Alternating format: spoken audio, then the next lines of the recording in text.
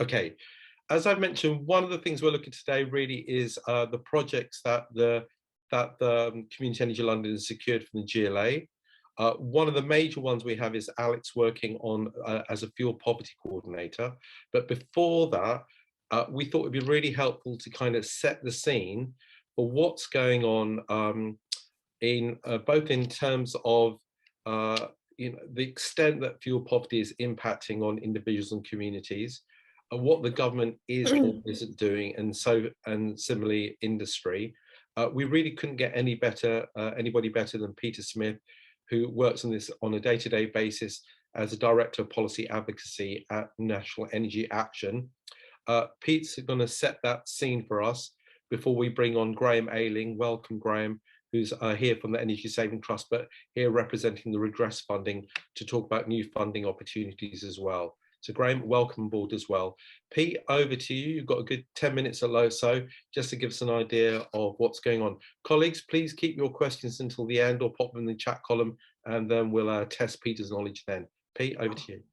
Thanks very much, Syed, and a big thank you to Community Energy London for allowing me to speak to you. I'm fortunate enough to have met many of you on the call, but for those of you that don't know who NEA are, we're a fuel poverty charity that's got a mission to ensure that everybody in the UK can live in a warm, safe home. And sadly, as you'll all too be aware, after the financial battering of the pandemic on the 1st of April, over 22 million households across GB saw their energy bills rise by over 50%, leaving over 6.5 million UK households in fuel poverty. Obviously, that's devastating to a charity like our own, and the honest truth is that in our 40-year history, we've never been needed more than we are now. And as a charity that originally had a goal to eradicate fuel poverty by 2016, it's devastating to know that the situation's getting worse and not much better. I think just to underline the scale of what we've seen in the last, say, 18 months to a year, the cost of heating an average home now, we estimate, has doubled within 18 months. And sadly, we know that that further increases in energy prices are very likely, particularly around October, when the next price cap is revised, very likely upwards considerably. That means that the average energy bill could hit £3,000 a year.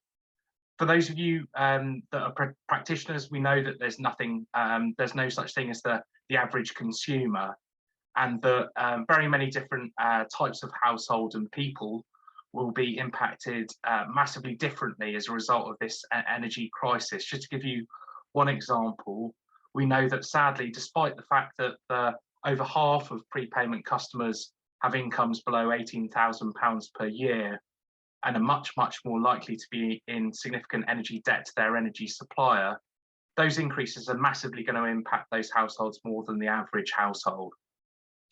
We know that cumulatively, those 4.5 million households that are stuck on prepayment meters are likely to see a cumulative increase in their bills of about £3 billion additional money that they weren't spending prior to this crisis.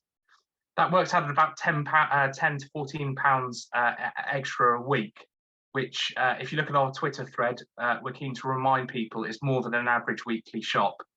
And it couldn't be coming at a worse time where everything else in cost is soaring.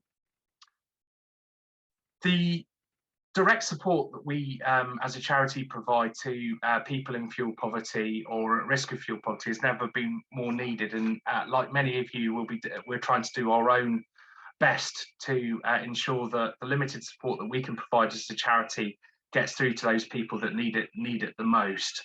We're helping to provide people with crisis funds, top-ups, trying to continue to put money back into people's pockets through income maximisation, trying to, where possible, get people to think about longer term than the day-to-day and still consider vital energy efficiency improvements, which can make such a massive difference to people. But the truth is, we know that it's not going to be enough. And we've known for at least 6 months that it's not going to be enough. And I want to emphasise just how woefully inadequate the UK government's response has been to this crisis to date. Despite their strong and clear commitments to support the people that need the help the most, they haven't done that.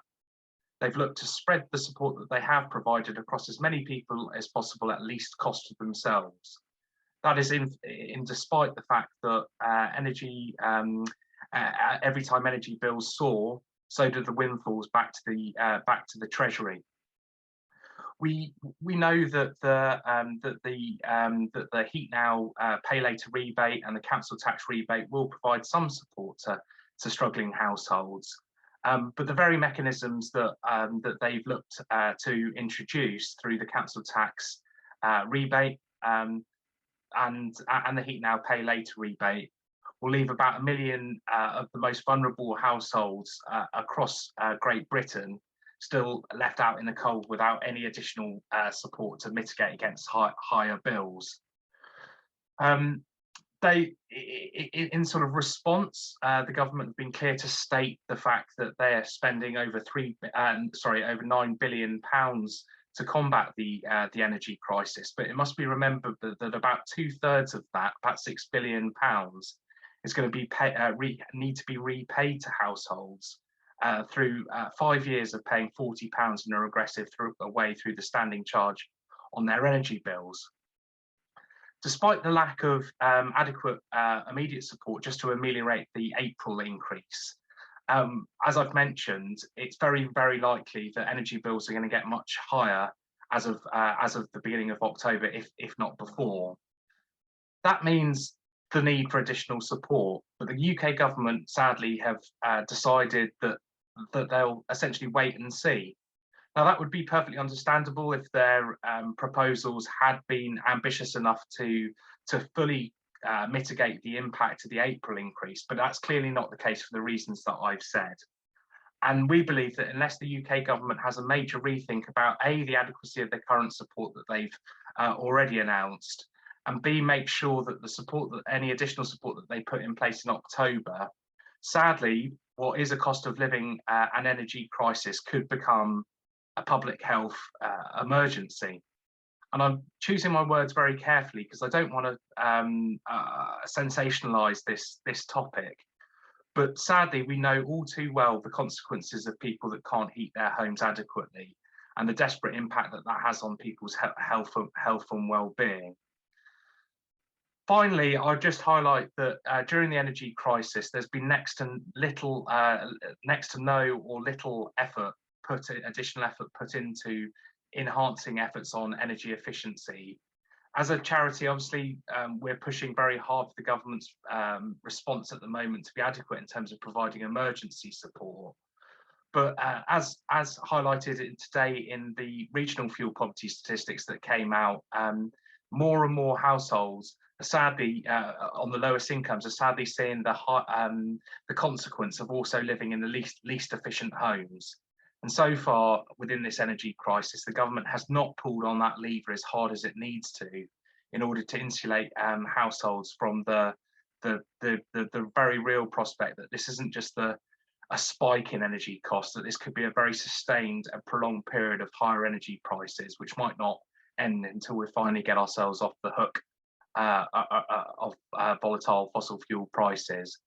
So I'm sorry to say that's the context by which I speak to you for the first time, and I know that some of my messages appear bleak and almost alarmist, but I really want to emphasise that we're in the foothills of this crisis, and through the work that you guys do and the range of activities that local authorities, the GLA, metro mayors in general, but also the national government is going to need to put in place, couldn't be more important this autumn and going into the winter.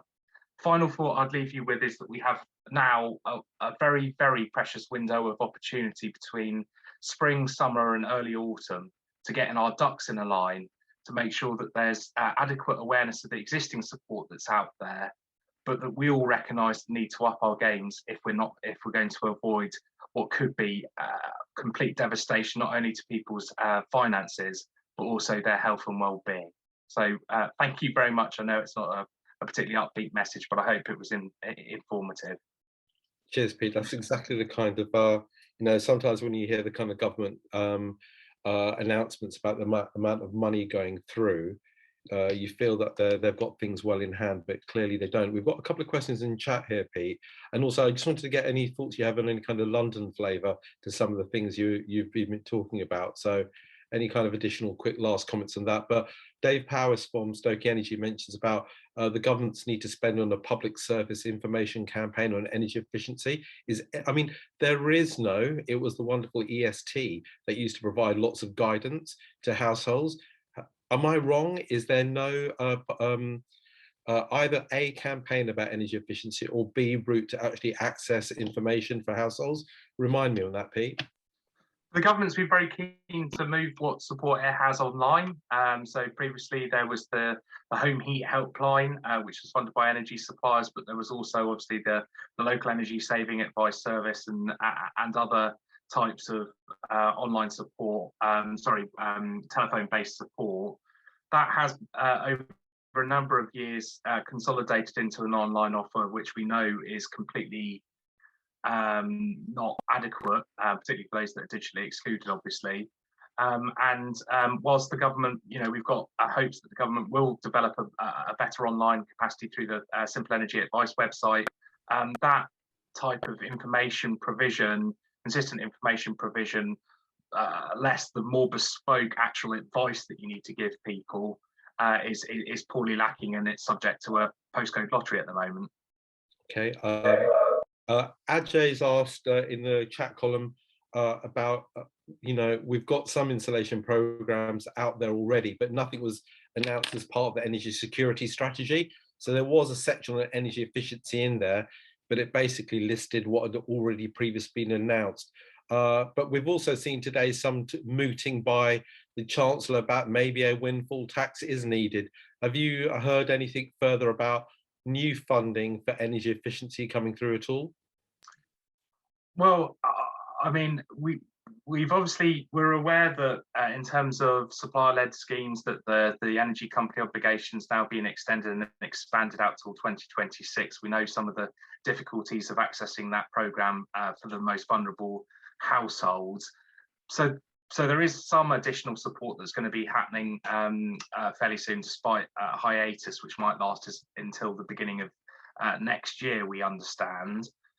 In addition to that, you're right, the prospect of a windfall tax has been mooted, but it's been much more in the context of providing immediate relief for households by passing the opportunity to permanently reduce energy demand and energy costs for those households that it could help. I don't think you should read too much into what the Chancellor was saying about this being a prospect. I think he's trying to put the boot on the throat of the oil companies to invest in extracting supply from the North Sea and not much else. So sadly, I'm not putting much store by that. I think the only other glimmer of hope on this stuff is the Shared Prosperity Fund that was announced, or the details were announced a couple of weeks ago or a week ago, has some enablers around energy efficiency. It has to be led, that sort of bid for money has to be led by MPs, which obviously means it gets more complicated. Majority of the support's going into support devolved administrations, but there is some hope that could provide an additional spur on energy efficiency, but nothing at the level needed to get us back on track to meet our statutory targets, sadly. Presumably not something that London can apply for. I wouldn't know. Sorry, I wouldn't know the specifics fine. of how what the allocation mechanism is for the GLA or the boroughs, but I can look and have a bit of a dig around that because I'm interested too. Okay, Ajay, you want to come in with your question? Thank you, Saeed. Just to follow up on that, I think you sort of addressed it, but as an organisation and as an individual, Peter, were you disappointed to see that there was no reference to insulation as part of the the energy security strategy? And then just a sort of side question, if you will. I recall having insulation fitted in my parents' house back in, I think, 2010, and it was absolutely free. Under what scheme was that done, and who got rid of it? So I think that I'll answer them in reverse. So I think that was the CERT, or carbon emission reduction target, as it was, which was a supplier obligation, which had a bit of it was for everybody, and then a bit for priority groups.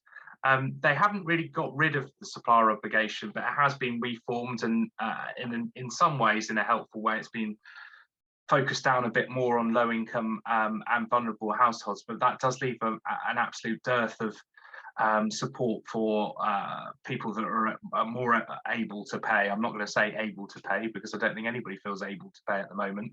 But I think that was the program. As for the energy efficiency, the energy strategy, I think it's been called out by so many people that, you know, why not put the ability to reduce energy costs, the ability to reduce carbon emissions, the ability to create warmer homes for people right at the heart of your plan? And they haven't done that, and you know, they've received the criticism that they deserve. Pete, can you just sorry, Ajay, I was just jumping in. Thanks for that question. Are you seeing fuel poverty pick up as an issue in the local elections? I think, did you say fuel poverty? Yeah, well, the whole issue of the cost of living crisis and energy bill. I think it's one of the, it's probably the defining bit of the local election, the wider cost of living crisis, and energy is a massively discrete element of that. I think, you know, we've been surprised about the extent to which households that you might have thought would have welcomed the support that's been provided, the extent to which that they're genuinely aghast that it won't be sufficient to help the poorest households. And, you know, all the polling indicates that there's bemusement or anger amongst some people being mandated to pay back £200 that they never asked for. Yeah, absolutely. Alex, last question to you before I let Pete go. Hi, Peter. Thank you. Yeah, so much to say, but my actual question is, apart from how annoyed are you when you see repeated things, scaremongering in the media, talking about the rising energy costs, but no one actually talking about energy efficiency, quality energy advice, where to access support through community energy groups and NEA's other members doing good work, or even just signposting them to their local authority? I've got a bit of a tongue-in-cheek question. How can we get hold of Martin Lewis of Money Saving Expert? I know he's recently donated to the NEA, but he needs to change his messaging around talking about energy bills and not talking about the solutions of energy efficiency, as well as all the advice and support that is actually out there to help the most vulnerable. And, you know, if I see one more phrase of fuel stress bandied around, I'm going to get very stressed. So yeah, how can we get hold of Martin Lewis and get him to change his tune a bit? He's very active on social media, as you're probably aware, and that's how he found us. I mean, we're incredibly grateful for the support that we've received from Martin. He's provided us with £100,000 or thereabouts to provide a new channel to our advice capacity as a charity. We're good at phone advice, but we're rubbish at digital and anything which isn't people speaking to other people. So Martin's support is going to provide us with a huge ability to increase our capacity and our ability to respond to what already is a massive surge in demand for the sort of things that we do as a charity. So incredibly grateful to him. He is a consumer champion on consumer issues, so he's not an energy efficiency wonk. And I don't think there's been a couple of people that have tried to ask me in particular, but NEA to get in touch with him about various things. I would just sort of respect the fact that he comes at it from a slightly different perspective. You know, one breath he's talking about insurance renewals on cars, and the next he's talking about these things. I think he does have an appreciation about the merits of energy efficiency, but it's not typically things he gets asked about. But certainly the support he's given us will enable us to provide adequate advice about energy efficiency and demand reduction. And yeah, I'm very grateful to him, as I've said. There was a really good profile of him on Radio 4 a week ago. He's a big disco fan, as am I. So hopefully I might spot him somewhere having a boogie, and I'll manage to kind of lobby him, but I'll have to check his music taste first. If he's rubbish, I'm afraid I'm not going to approach him. But yeah, it's a good point about Martin Lewis, and there's this whole issue is going to run for some time, and funding opportunities are coming through slowly. Which is why we're really pleased about the redress fund at looking at community energy. But Pete, listen, thank you very much for your time. We're going to update you on sales work over the next few months. And also importantly, as the community energy groups are very, very close to individuals, they kind of, talk to people on a day-to-day basis as part of their work. We'll feed back anything of interest, especially stories that might be of use to NEA. And also in terms of giving you that London flavour, which I think is very important. And we know NEA as well is involved in the Mayors at London Fuel Poverty Partnership, which we hope to see go live very soon. Everybody, if we can give Pete a kind of round of applause in whatever Zoom kind of clever way you do these things. Pete, I'll leave you to your dinner and wrestling your kids, and we'll catch up very soon. Cheers for your time. Thanks very much, Syed. And I just underline again all our thanks as charities for the work that all of you and your members do on this area. It's going to never be more needed this winter. Cheers. Perfect. Cheers, Pete.